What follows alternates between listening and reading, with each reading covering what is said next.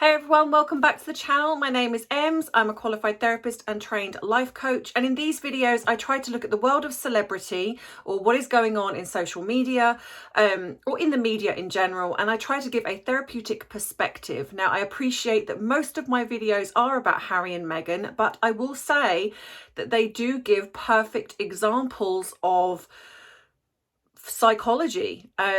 So this is why I do use them a lot, and I appreciate that most of my subscribers here do appreciate my perspective, well, my therapeutic and sometimes my personal perspective.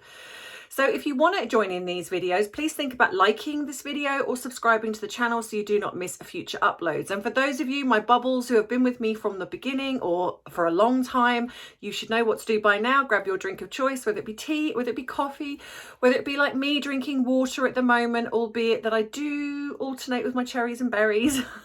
Or whether you like maybe a cold glass of milk, or whether you are a Pepsi Coke or a normal Coke person, or maybe a slimline, whatever your drink of choice is, or whether you want to add a little something to that drink of choice, because as my flag says behind me, which you can't see right now, it is 5 o'clock somewhere. So grab that drink and let's dive right in.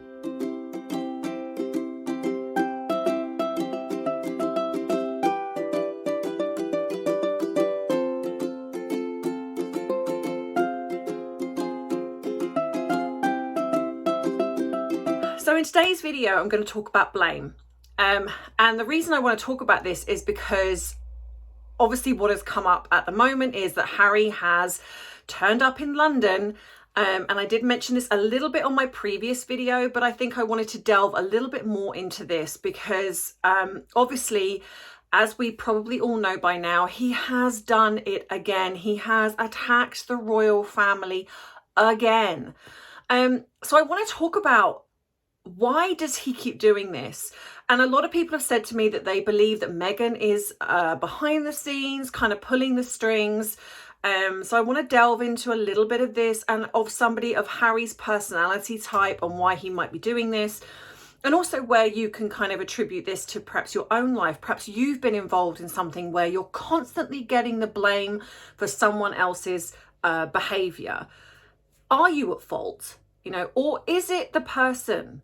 Does it depend on what it is? Whether or not that person is to blame or not. Should we make excuses? Should we enable?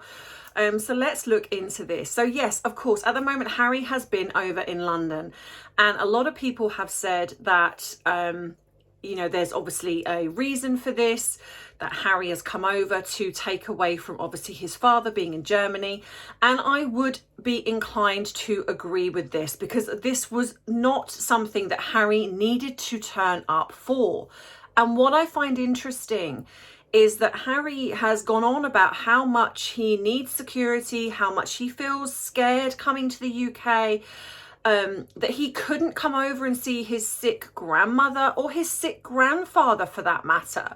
But when it comes to a court case that potentially benefits him, well, of course he can come over. And let's look at it from two perspectives here. Look at it from the family. Now, a lot of people have said, oh, the family don't care. Well, I don't believe that, because as we all know, even, if we put our own kind of perspective on this, if you've ever had a family member that continually hurts you, you do still care. Even if you try not to act like you do, you can try and push it to one side. And I'm sure many of us have done that. And you try and carry on your life as normal. And you've got to bear in mind that these are also people in the public eye and very high profile. Excuse me. I got so carried away while I was talking there, I didn't breathe properly. And I just went... So these are very high profile people.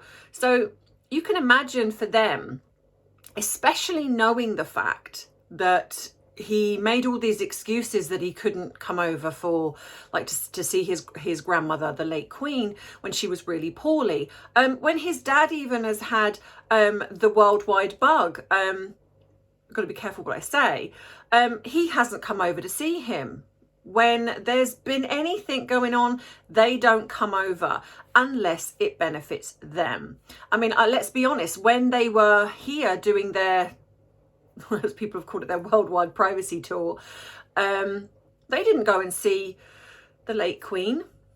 And it just so happened that they happened to be here for when she unfortunately passed away. But then also look at what's happened. You know, the blame of, you know, well, it's their fault I didn't go on the plane. It's their fault that this and that happened. It's their fault. You know, we've done the Oprah interview. It's their fault that you know, things are happening to us. It's all of their fault. So Harry absolutely cannot take responsibility for anything. And it doesn't matter whether behind the scenes he might be acknowledging things. The fact is, when he comes out publicly and speaks, the first thing that pretty much comes out of his mouth is, it's not my fault, it's the family. So of course now we have that the family knew about the phone hacking and kept it from him. And of course in Harry's brain, he sees this as a real slight against him. This is such a bad, terrible thing that his brain automatically goes to, my family are against me. And I'll get to kind of why I believe that he thinks this in a minute. But let's just look at this. It doesn't occur to Harry that maybe the family were protecting him. Maybe they did know more, but they didn't want to talk about it. They didn't want to kind of go into that because it would have opened this huge can of worms that potentially could have also exposed some of the things that Harry has said and done. And I think Harry uses this. You know, he uses this kind of never complain, never explain. And the fact that the royal family don't come back and defend themselves. So it's almost as if he feels that he's got this free reign to to cherry pick what works for him and what doesn't. So here he is basically saying that this is the royal family's fault. This is part of their fault. They kept all this stuff from me. But what he probably isn't saying is that some of the things that were kept from him or kept out of the public eye were the things that he said and did. We know Harry is a loose cannon. So it is very conceivably possible that with this phone hacking, that Harry, well, we've already known that the alleged conversation that happened where he was exposed, and yet it seemed that nothing really came of that, where Harry's exposed, where he's pretending to, where he thought he was talking to Greta Thunberg and actually it wasn't. So we know that he's capable of disparaging people, capable of making a mockery of what the royal family stands for. So it is very possible that within this phone hacking, and I don't say I agree with phone hacking because I absolutely don't, but at the minute, obviously this court case is ongoing, but it would stand to reason that perhaps within this phone hacking, there is something damning in there about Harry. And maybe, yes, maybe other members of the royal family, I don't know. So when you have a family that has a certain standing within a country or on a global stage, in a way, like many high profile people, it stands to reason that they're going to want to protect that.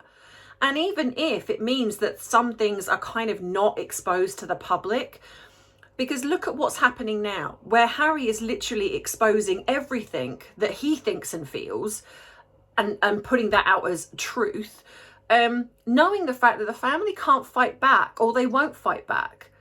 And okay, yes, it is making him look terrible. This is not in any way winning him any favours, or Meghan for that matter.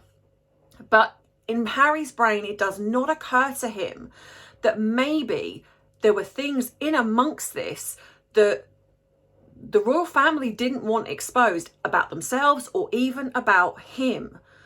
And like I say, it just seems as if he just cherry picks. And I can imagine for the family how frustrating this must be, because it just literally feels we just get through one thing, it goes quiet for a while, and then here he comes again doing something else. And I'm sorry, but you have to look at this now and say, if you're not prepared to do this, to do something about this. I mean, okay, we don't know what's going on behind the scenes, and I will be honest and say that we don't know. A lot of people have said that after the coronation, things are going to change. And if I'm honest, there is every possibility that that is going to happen, especially given the fact that they kind of jumped onto the prince and princess thing with the alleged children, and that was always in a sense their birthright, because obviously they are the great grandchildren of the monarch. But however, they seem to do these things where they jump in, they do something to take away the attention from something else that's happening in the royal family, because they are literally behaving like spoilt brat children, even though they're grown adults. The whole thing with Harry coming over was to deflect from, you know, because he would have known that him coming over here would attract the media. And okay, you know, in his mind, he wants this court case to attract media attention, but he would also know that his father is going over to Germany and doing this speech and having this something that's really important for him, being a king. And Harry tries to take the limelight from him, which is incredibly childlike, immature behaviour. Now, a lot of people have said it's got to be Meghan pulling the strings, but I would be inclined to believe now that I think Meghan started this kind of ball rolling with him, where she's kind of implanted that, you know, if you come across to the States, you will almost be king over here. You're going to be so popular, and you're going to be more popular than the royal family. And of course, we know that's not gone to plan. So, but I think Harry's ego has kind of just taken a life of its own. And he's obviously surrounding himself with people that are like, yeah, go Harry, you do this, do that. You know, you've got nothing to, you know, you can kind of imagine these conversations where it's kind of like, you don't owe your family anything, Harry. You know, you're a man in your own right. You can do this and you can do that. And Harry, unfortunately, not being very bright, has probably aligned himself with a lot of yes people, instead of anyone's kind of going, Harry, this is a really bad look. You know, the things that you're doing, you know, you can see that this is not going well with the people. And of course, now we've got this, where he's openly stated that he has taken a huge amount of mixed drugs, in a sense, of different drugs. Even brought in other celebrities, Courtney Cox, who's denied this. So he's not very well liked over there. And of course now, this is now being looked into. Now, whether or not something will come of this, I don't know, because at the end of the day, he is a prince of the English royal family. So whether or not the American, whoever decides this, will think, you know what, maybe we don't want to rock that boat, I don't know. But to be honest, he should be treated the same as what other celebrities have been treated, because he has walked away from being a working royal, although he tries to keep aligning himself with what the royals do. But it just makes me feel that this is now Harry on his own. Like I've said, I do not believe these two are together. I don't. I think they are together for the sake of pretense, and in, you know, let's keep this relationship going publicly. So when they have to appear together, they do. But you've only got to look at their body language to see that these two are not a loved up couple, because especially given the fact they've been together since 2016. So this is now, what are we, 2023? So this is 7 years. Okay. Now, when you are looking at the personality types of someone like Meghan and someone like Harry, this does not make a compatible, loving couple. Harry is too emotionally immature. He has arrested development. In fact, I would even go as far as to say that he's got some kind of bipolar or some kind of personality disorder, because of the way he's behaving, because there is no part of him that's thinking, I should not go on and do an interview and talk trash about my family. Whatever is going on in his brain is creating him to think that this is the right move. And of course, he's got people behind him going, yeah, Harry, go for it. You know, this is a great idea.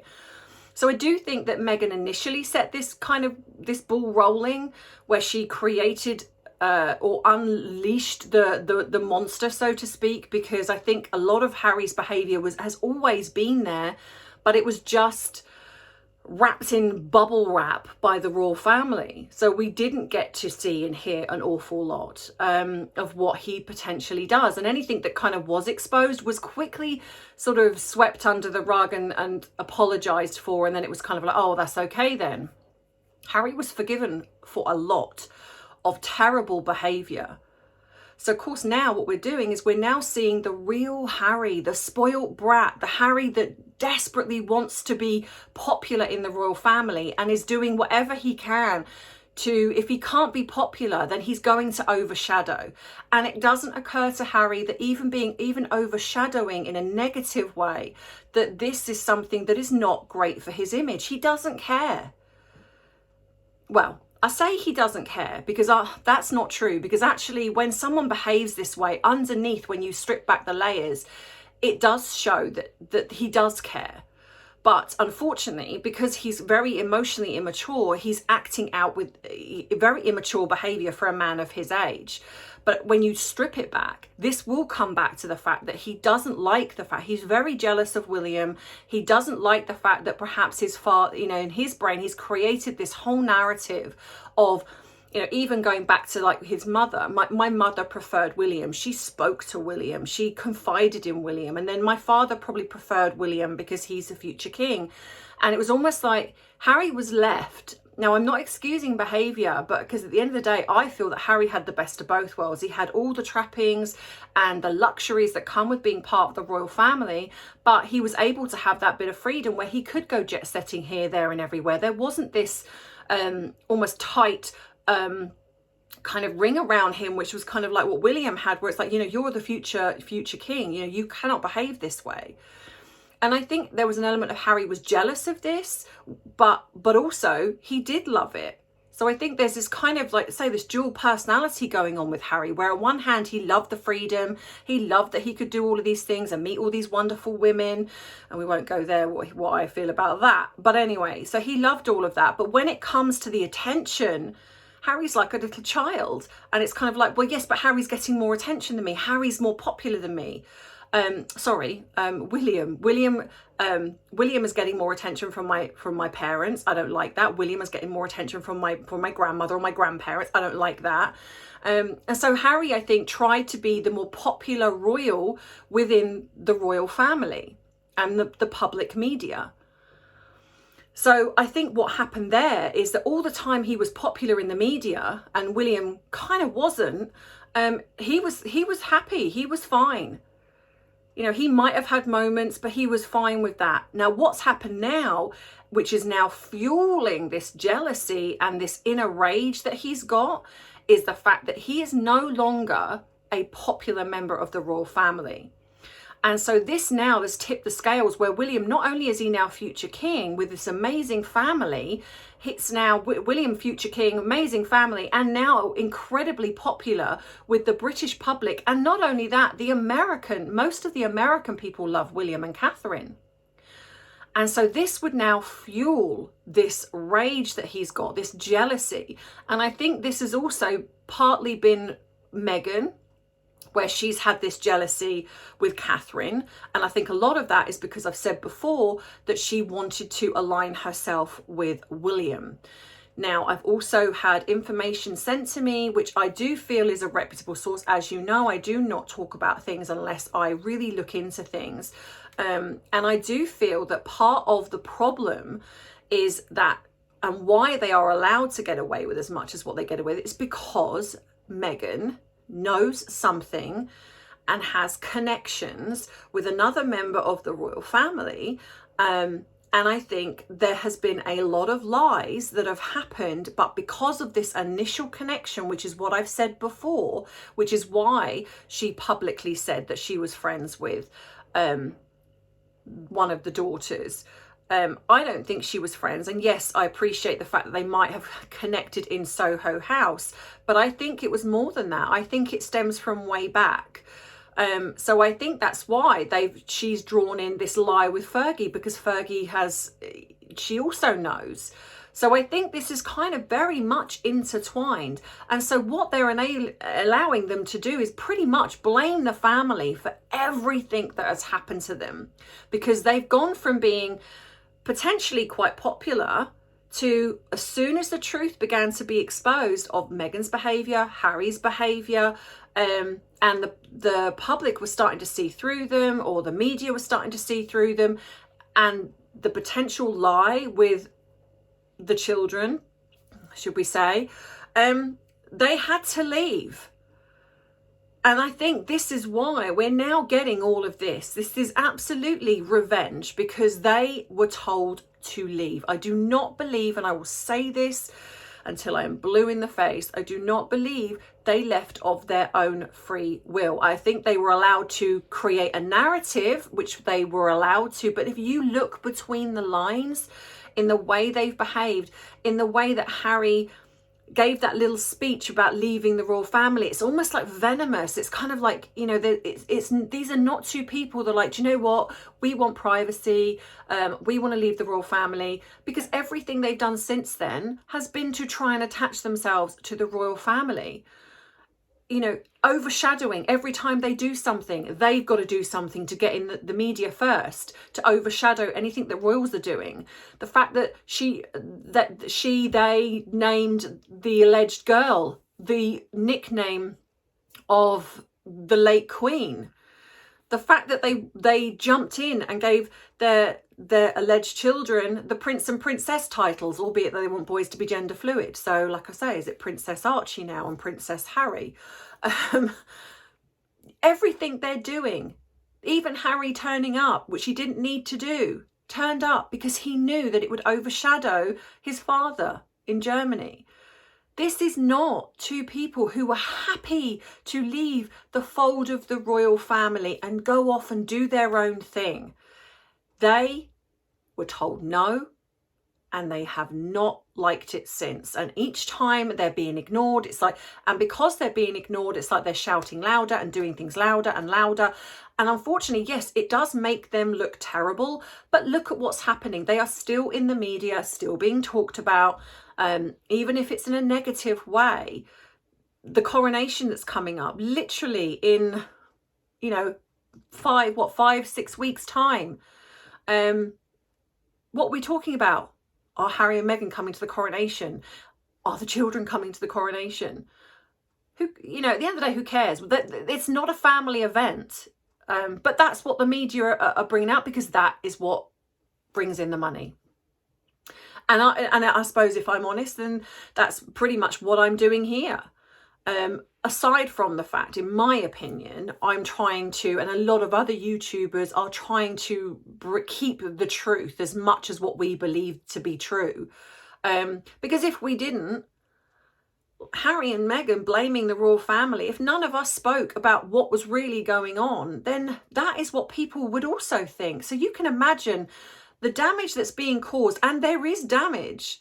Harry and Meghan's behaviour have damaged the royal family, albeit not horrendously, but there has been damage. So can you imagine the damage that would happen if there wasn't any one of us talking about, you know, what was really going on? If you didn't have YouTubers like myself and other ones that do a lot of research into this, where would we be then?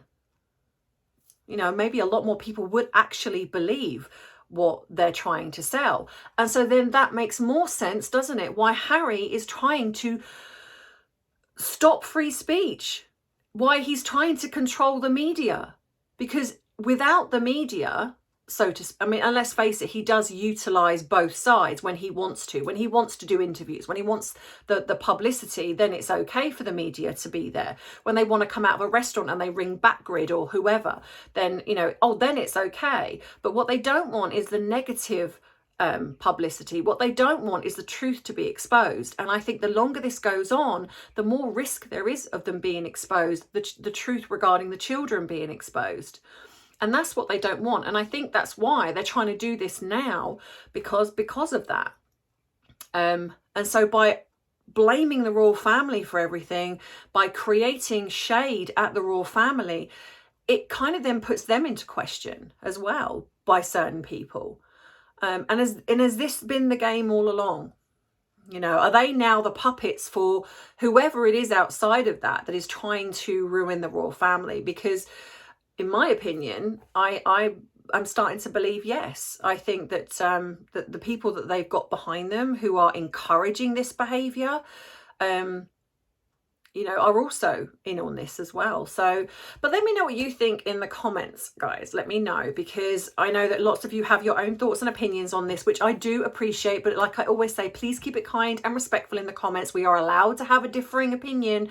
Please do not be going in and calling someone an idiot or stupid or whatever it is if they do not align with your way of thinking. You know, we can discuss things here in a nice, respectful way, because I will delete those comments. I don't see there's any point in people being really nasty to each other just because I know that this is a very heated subject and we get very passionate about it. I do myself, but let's try to be respectful to other people. Obviously, if you notice anyone being bullying, then, you know, please email me, screenshot, email me, and I'll go and look for that comment. I do try to go through as many comments, but as the channel gets bigger and bigger, I am really struggling. And I know I've said before, I've got a couple of people that said that they'll be my moderators. I've got to get to grips with that because I am not able to see everything that's kind of going on now. But I will. I will at some point. Thank you to everybody who has joined my Just Therapy UK channel. I am really trying to get to my first 1,000 subscribers. So if you haven't joined, and please go across and just support this channel, because even if you don't need it, there will be other people that do. So just think of it, if you subscribing and joining, you are kind of paying it forward, because there will always be somebody out there that does need that support, and maybe something in one of my videos might really help them. So just do your little bit by going across and supporting that channel so I can get this onto the algorithm, because obviously at the minute it's a small channel and it's not being picked up anywhere, which I understand. But just kind of help me to kind of get this going, to help other people to see some of the videos that might help them. And thank you to everyone who's joined my son's channel. I really do appreciate that too, and I know that he does. Like I say, he has apologized for not doing as many videos, but he is also working full-time, and he's coming over here in May, so he's trying to get as many pennies together as possible. I can't wait to see him.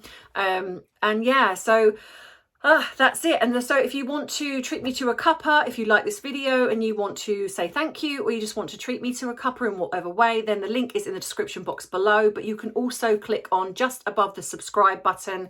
There is a little square, which I think there's buy me a coffee, Instagram, I think, and maybe Patreon there as well. You can join up as a member if you so choose. It's $2.99, and you will get your name on the member board. I do apologise if I have missed you. I will be going through all of the members again, and I will be adding them on if I've missed you out. You can email me. Yeah, you can pretty much, everything you need to know is going to be in the description box below. So make sure you check that out too. So in the meantime, have a wonderful rest of the day, and I will look forward to seeing you in the next video. So take care. I love you. I appreciate you. But most of all, I respect you. Bye.